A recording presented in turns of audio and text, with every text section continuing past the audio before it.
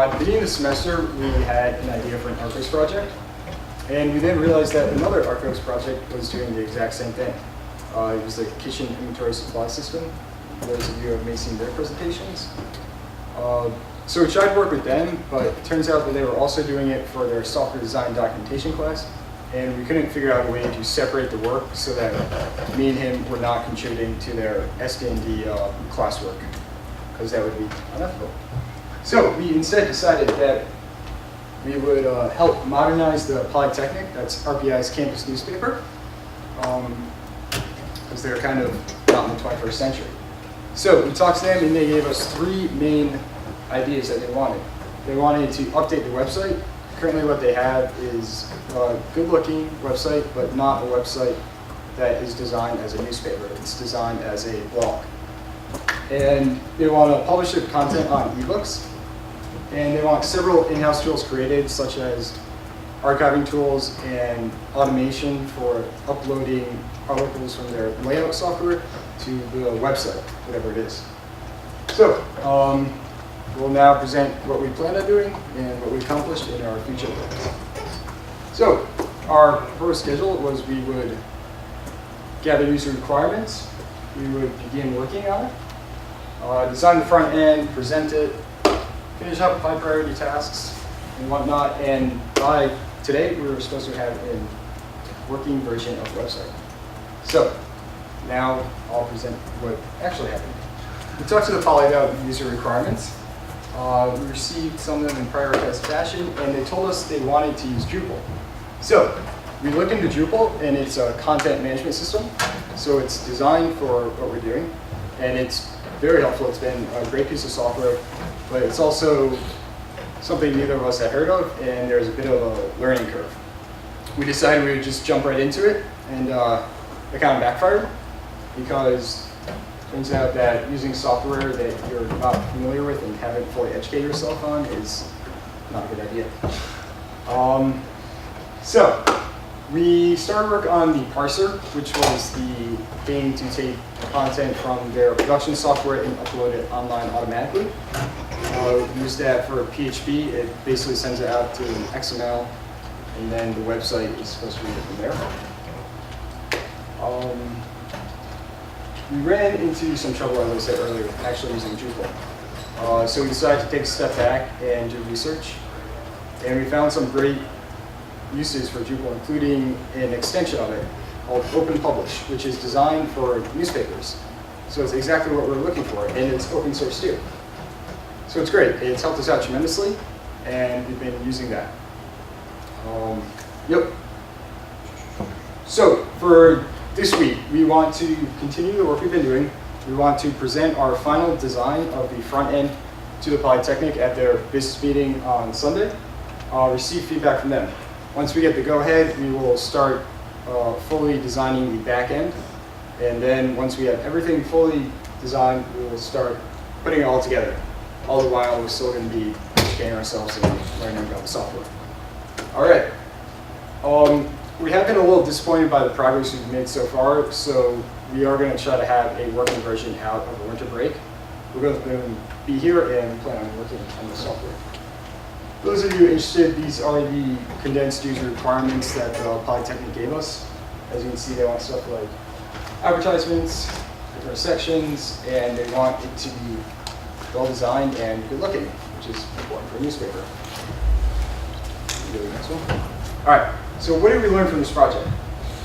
You should research technology before you use it. Diving in has its benefits. You get some hands-on experience, but you should always read before you do something.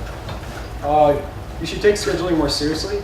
We put together our initial schedule in a day, and it turns out that it didn't work out. And once you get behind one milestone, it kind of becomes easier to just miss the next one too. We failed to take in things such as midterms and breaks. We plan on devoting more time to schedule creation in the future. And design before you develop. Kind of goes along with the first one. All right. So, thanks to the people. And if there's interest, we can show you what we've been playing around with in terms of design, or we can try out. Is there Sure. Or we can go right to questions. Let's see a design too, I'll answer questions. Okay. You want to pull it? There was something, So we're just going to throw up the sort of sandbox we've been playing around with. If that's all right. Did you have a question? yeah, there was something that was actually on the slides that I wanted to ask about. 2 slides previous from the ending one. Okay. Let's pull it up. So the thing about URL shortening at the bottom. Oh yeah.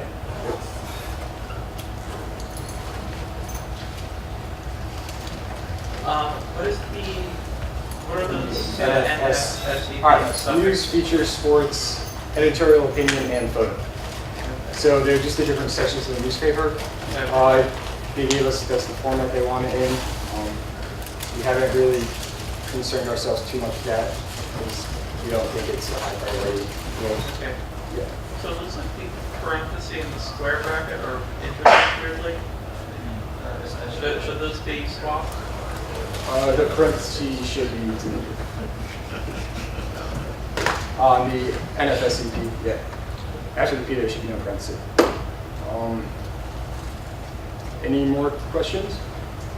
Cool. We'll just give you a brief view of the sandbox we've been using currently. So this is what we have so far. There's going to be a lot of changes. Polytechnic is going to be more in line with the masthead and their logos. Yeah, so here are some of the ideas we have. We want to meet the staff section. So this is Brian Hamilton. Everyone meet Brian Hamilton. Contact info is just a page we have up here.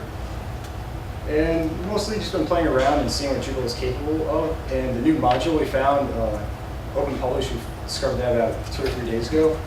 And so we've been using that a lot and discovering the capabilities.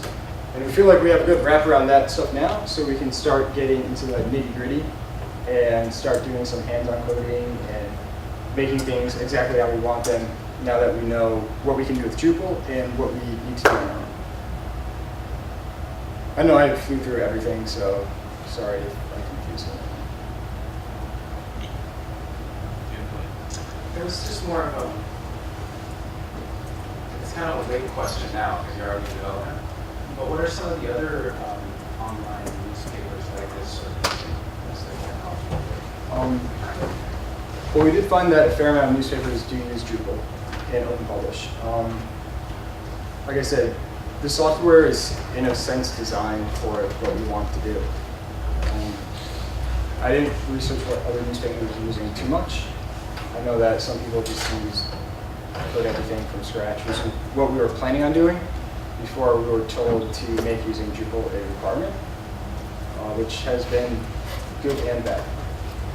Does that help at all? I was just curious to see like what, I don't know, because a lot of times when I start a product or a project like this, I usually look at existing projects in that sort of family.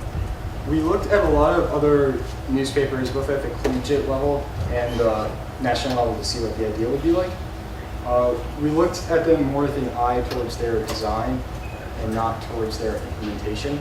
Because at that point, we scoped from the design, and we figured from the design, we would then go into what technology we needed.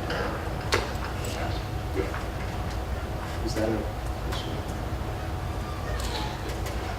Yeah, I had essentially more or less the same question just about Drupal. How Drupal came to be the one you wanted to use. I guess it's mainly because you needed a content management system. And Yeah. that was it. We needed a content management system, and the real clinching factor was that we were told that that was a requirement of our client. So when your client tells you this is a requirement, you fulfill it. So I do know Drupal has a steep learning curve. Yeah. It can be very difficult to just jump in, as you've seen. Yeah, there's a lot of code to wrap our heads around that was already in there. Like I said, once we sort of realized that and we took a step back, we researched Drupal and how it was used, and we came across great software that Open Drupal has and some documentation. And I feel like now we can make some good demonstrable progress. Do you have a go-live date that they have in mind, or you have in mind? Yes, January 18th. We want to have an alpha version, not necessarily go live, but we want it to be working, and we want to be able to present it to the poly and then they'll tell us whether or not it's ready to go live. We're choosing January 18th because that's 2 days before classes start again, I believe. Yeah. It's Sunday, on Saturday. Yeah. So, like I said, our ideal situation is we finish the website over the break, and then we work on the other technology updates they wanted after that.